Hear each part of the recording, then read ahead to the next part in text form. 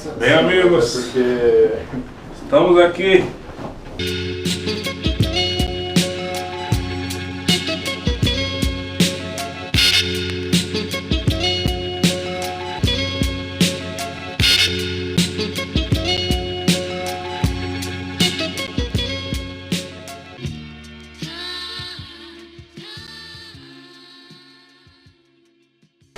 Então, vamos começar mais um vídeo aqui na Corpo Fechado. Esse é o segundo vídeo que a gente está gravando de uma série de entrevistas e conversas que a gente planejou fazer com os convidados, né, os tatuadoras que vêm trabalhar aqui na loja. O primeiro você já deve ter visto, a gente gravou com a Jéssica de Blumenau na semana passada. Hoje é dia 20? 19, 20, hoje é dia 20 de julho de 2016 e o nosso convidado da semana é o tatuador Santo Oriçada de Buenos Aires. Ó, ele fala português, tá? É um português bom já, mas se alguém não entender alguma coisa, alguma parte, escreve aí que a gente responde. Então, para começar, pergunta clássica que é tipo, como foi teu início na tatuagem, quanto tempo tu tatua, é isso aí. Comecei com 17 anos, estudei vários tipos de desenho, até que conheci um amigo que estava mais perto da tatuagem e ele me falou para tentar tatuar. E comecei com 16 anos a comprar material de tatuagem e acabei de comprar tudo com 17.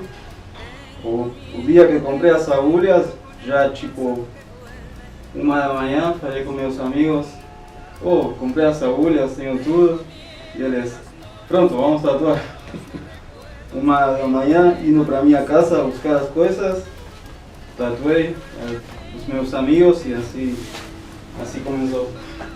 Tu começou no dia de hoje. Começou sozinho mesmo, né? Comecei sozinho, fazendo um monte de merda, até depois de 1 ano, quase 1 ano, de aprendiz com Liber, de Good Times, que nessa época o estúdio era Buena Vida, de Belgrano, e isso, estive 1 ano aí, e depois fui mudando de lojas até abrir a minha loja com uns sócios, e agora atualmente tenho a minha loja privada sozinho lá em Olivos.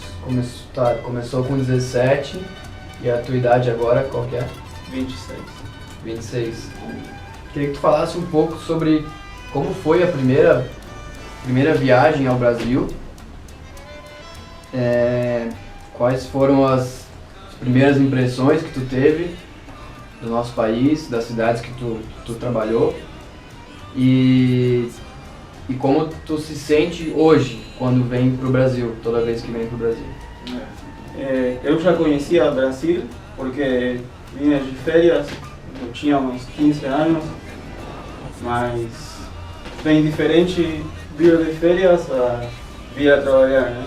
Aí você tem que falar com as pessoas e se encontra com o que parece francês, não entende nada e é super difícil, mas depois, de a pouquinho, vai começando a falar, trocar ideia e a gente aqui é muito legal em todo o Brasil, desde Joinville a Brasília e não sei.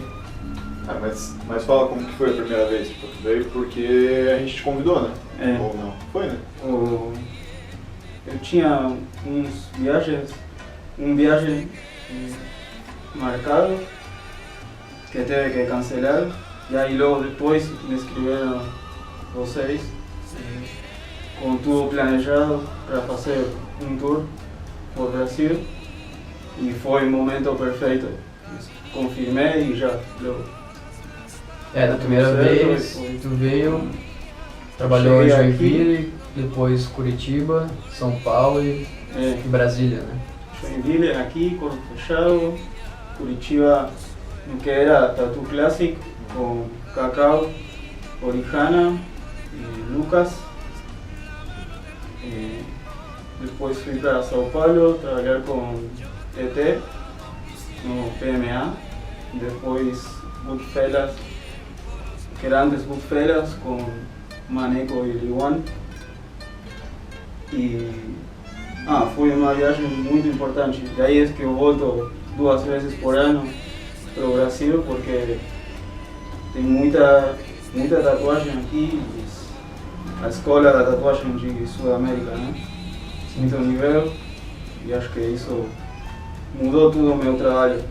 Mesmo aí que nessa viagem conheci a Cacau e me choquei outra vez com a tatuagem japonesa lá na loja dele, que me fez dar vontade de voltar a pesquisar e desde aí tentar estudar mais japonês, até agora que estou só fazendo isso. O Santo, nos primeiros anos, ele fazia tatuagem tradicional americana. E aí depois teve essa transição para tatuagem japonesa, tradicional japonesa. E a gente queria que tu... Sim, não bate o pé na mesa. Queria que tu falasse mais sobre isso, de como foi essa transição do tradicional americano para a tatuagem japonesa, quais as principais mudanças que isso envolve e quais são os pontos positivos e negativos dessa mudança, se é que teve pontos negativos, né, de ter feito essa mudança. Eu imagino até no lance de viajar, né? Quando tu faz tatuagem tradicional americana, tu faz flash, aí é mais fácil às vezes de tatuar muitas pessoas em várias cidades, porque as pessoas querem ter uma lembrança, tipo, tatuagem tradicional americana, o cara faz pecinha assim e tatua com vários tatuadores para ter, tipo, várias peças para completar um braço, uma perna, sei lá. E tatuagem japonesa já não é a mesma ideologia, né? Antes de começar a tatuar, sempre fui de assistir anime, ler mangá, estudei 1 ano de Sumi é pintura japonesa, fiz 4 anos mangá com o desenhista, dibujante Walter Taborda, que é muito importante lá na Argentina. Então sempre estive um pouco relacionado com a cultura japonesa, sempre gostei.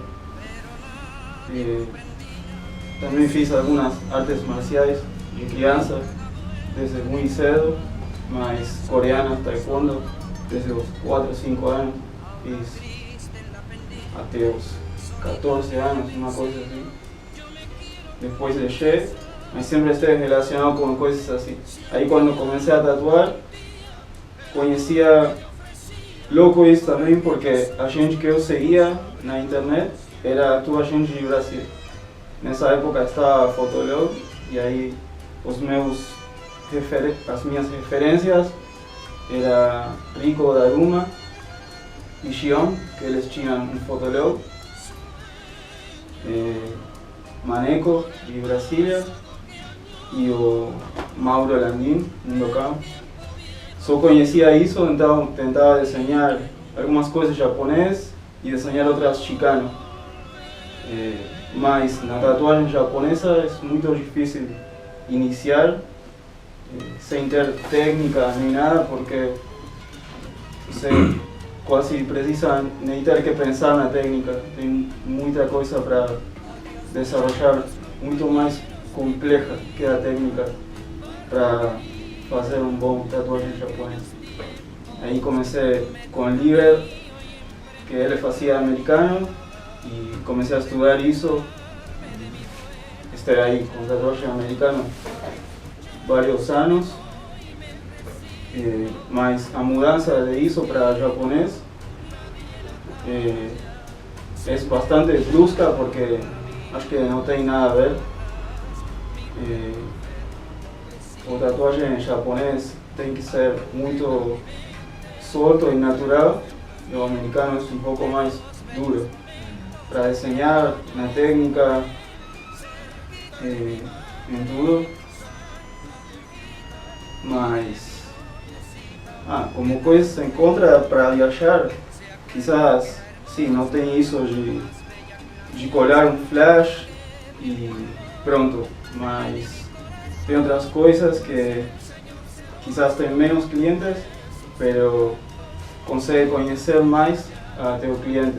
Porque não é só uma peça que ele chega, quizás como a primeira viagem que fiz aqui, que eram 2, 3 apontamentos por dia, que eles chegavam, tatuavam e iam embora e nem lembravam o nome.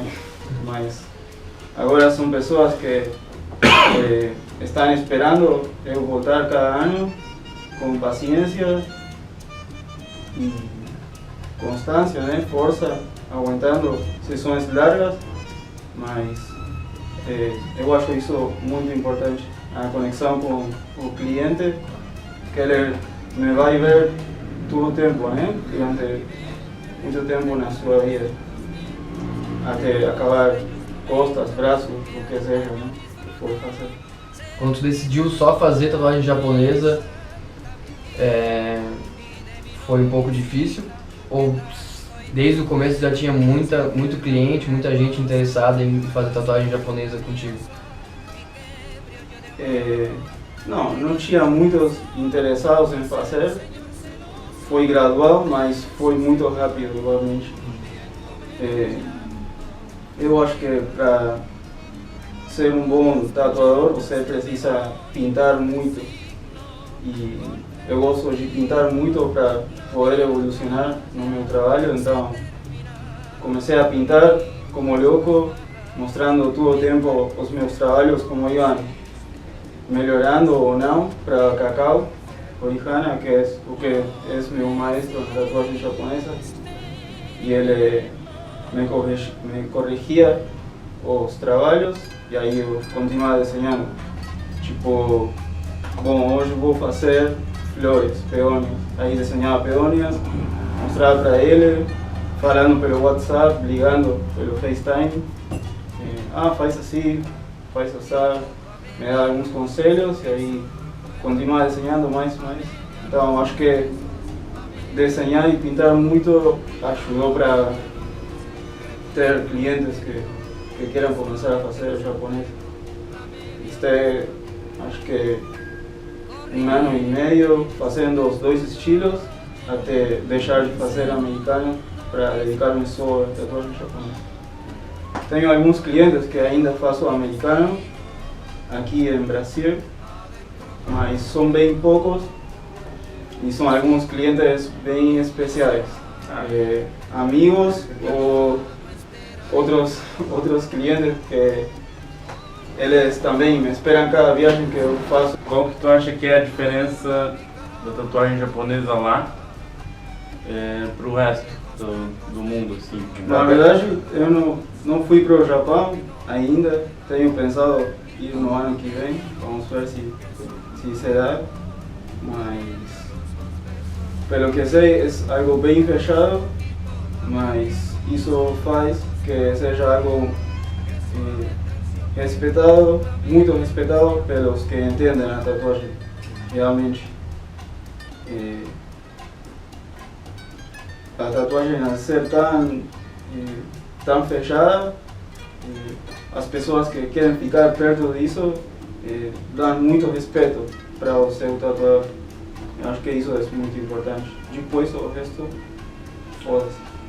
Até acho que o que o Sam quis dizer também, tipo, como que os japoneses, tipo, a diferença talvez de um japonês fazendo tatuagem japonesa e tipo um cara que não é japonês. Na América do Sul, se tem uma diferença assim ou se...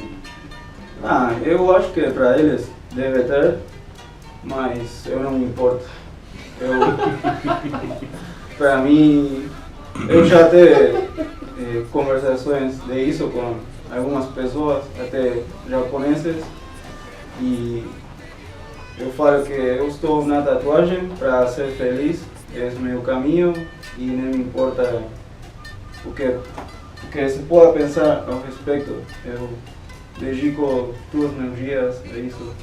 Tu começou a fazer só japonês e tu já conhecia, né, o Rico, o Silon, mas conforme tu foi deixando o tradicional, assim, buscando, né, e começou a fazer só tatuagem japonesa, tu começou a... suas referências mudaram também para coisa mais tradicional do Japão mesmo, tipo Koryoshi, coisa muito mais, digamos, enraizada, ou tu ainda vê coisa de fora do Japão? Já não estou fazendo americano tanto, mas continuo olhando trabalhos de tatuagem tradicional americana e gosto muito igual. Quando fazia americano, dava a mesma dedicação que para a tatuagem japonesa, estudando os livros, a história, igual faço com tatuagem japonesa agora.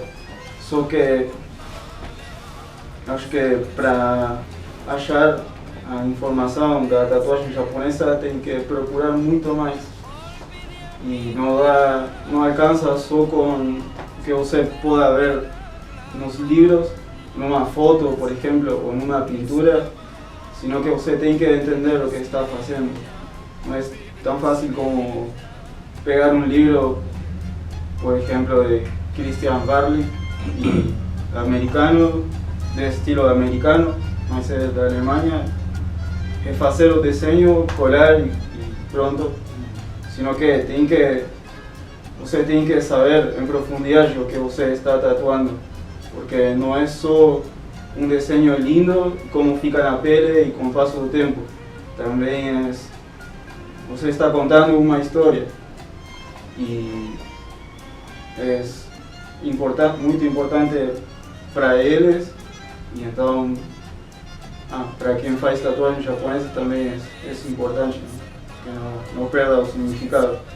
Então aí as referências não é só os livros, você começa a procurar referências em tudo, desde ir a comer a restaurante japonês, para escutar música, assistir anime, filmes, escutar música japonesa antiga, nova, tradicional, tudo. Você tem que tentar viver quase como eles, para poder entender a forma de pensar deles. Então, qualquer coisa que remete à cultura japonesa vai ter um pedaço que pode usar. Eu faço karatê tradicional de Japão e isso acho que mudou a minha tatuagem muito, um 100%, porque tradicionalmente a tatuagem japonesa faz muitos anos era uma tradição que você tinha que aprender de seu maestro e estar muito perto dele, e tinha muitas normas éticas que você ia conhecendo no caminho da tatuagem, que hoje em dia está quizás perdido, mais no ocidente. Então, praticando karate, você consegue entender o que é evolucionar com um sensei te aconselhando, com paciência, disciplina, coisas assim. Qual é a coisa que tu mais gosta no Brasil? Além de açaí. O que mais gosto? A gente, né? Os amigos, muitos amigos. Muito fácil fazer amigos aqui.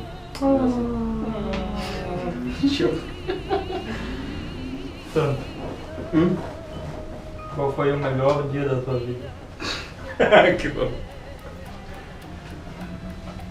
Vamos fazer um... Não sei. É sério? É sério? bate-falta? Não. Eu digo uma palavra, você diz... Bate falta, cara. Bate falta. Bate-bola! Como é que é o nome disso? Bate-bola. Bate-bola, Bate-bola. É bate-bola. A gente pediu para vocês mandarem perguntas, né? Como não muitas pessoas quiseram mandar perguntas, a gente vai... Na verdade, uma pessoa mandou uma pergunta só. Ou talvez... A gente espera que nos próximos vídeos isso isso melhore, né? Quando a gente pede sugestões de perguntas no nosso Instagram e no Facebook para os nossos convidados, que vocês mandem. É que ninguém achava que ia ficar tão da hora, né? Agora vocês vão ver que vai ficar muito louco esse vídeo e vão querer todo mundo participar. Então essa pergunta é do Maneco, lá de Brasília. Quem? O Instagram dele aqui. Nosso amigo, Nosso amigo tem Maneco. inclusive uma pintura dele ali atrás. Esta pintura é dele. Um lado. Que é onde o Santo foi trabalhar 2012. em 2012. Na primeira vez que ele veio pro Brasil, ele foi para Brasília e trabalhou lá na loja do Maneco. O Maneco mandou essa pergunta que diz o seguinte: pergunta para ele o que ele tá procurando que ele não achou em Brasília. Claro, isso é uma reclamação porque o Maneco sempre pede pro Santo ir para lá também, e não só Joinville, Curitiba e São Paulo, mas o Santo nunca mais foi só em 2012 mesmo. Hora da verdade. Então, Brasília está como um pouco mais longe de tua viagem e não é tão fácil ir para lá, mas já vou tentar ir para visitar os amigos e conhecer o leãozinho esse. Ok? O leãozinho, filho do papai Claro. Tem algum outro país que você tem vontade de conhecer, assim, e tatuar, ou algum amigo que mora em algum outro país que você quer muito visitar e ainda não teve oportunidade? Bom, eu sempre, quando venho aqui a Brasil, vou trabalhar na loja também em São Paulo de Caio Pinheiro, que conheci ele, acho que é o primeiro ou segundo viagem que fiz para São Paulo. Fizemos amizade, ele trabalhou na minha loja em Buenos Aires umas 2 vezes, acho que fui para lá. E aí comecei a trabalhar na sua loja sempre e estou me tatuando com ele. Então, sempre vou para a loja dele, né? Aí fiz amizade com ele, com Samia, a sua família, e agora ele está morando na Alemanha. Tenho a oportunidade de ver ele aqui, mas bem pouco, assim que gostaria de ir para lá para visitar tudo. Na tatuagem americana a gente até tem um pouco isso, assim, de tipo, ter uma loja que tem um legado, assim, tipo, né, o cara tá lá no mesmo endereço há, sei lá, 50 anos e tipo, vai passando o tempo e tu sabe onde, né, o cara tá lá e vai continuar lá, e é uma loja que se torna, sei lá, referência mundial e tal. Enfim, tem uma história, né, na tatuagem. E eu acho que na tatuagem japonesa tem bastante isso também, né? Até o lance de você passar o nome pra frente, né, essas coisas. Então, eu imagino que tu esteja agora ainda mais a fim de ficar num lugar só, até pra fortalecer isso também, né? Sim. Tanto na tatuagem como o karatê, as duas coisas são iguais. Os dois se podem tomar como o que se chama de do para os japoneses, que é de um caminho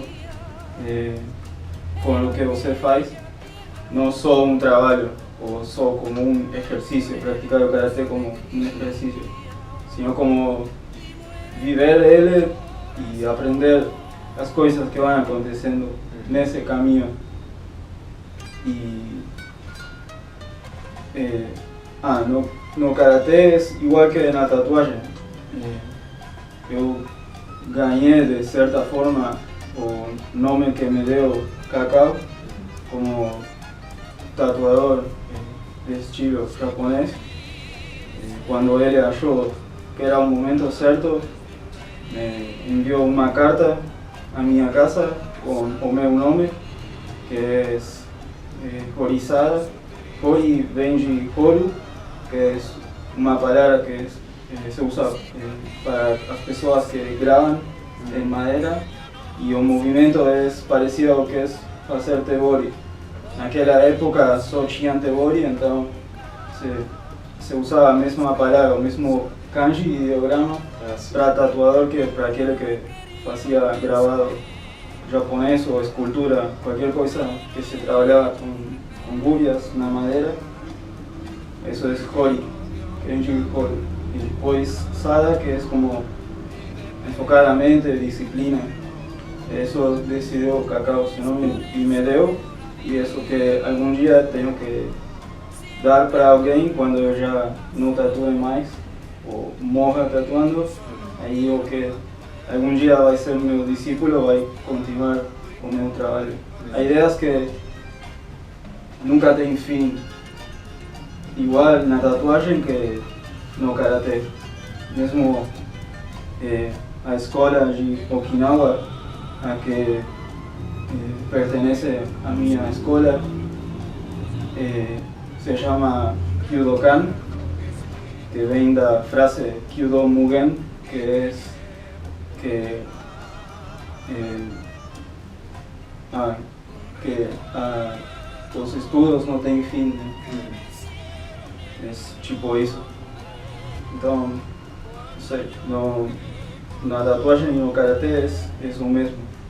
É um legado que estou recebendo, que tenho que respeitar e entregar. Finalizar, assim, dá um tchau pro Brasil, assim, sei lá, manda a tua mensagem de paz para a humanidade.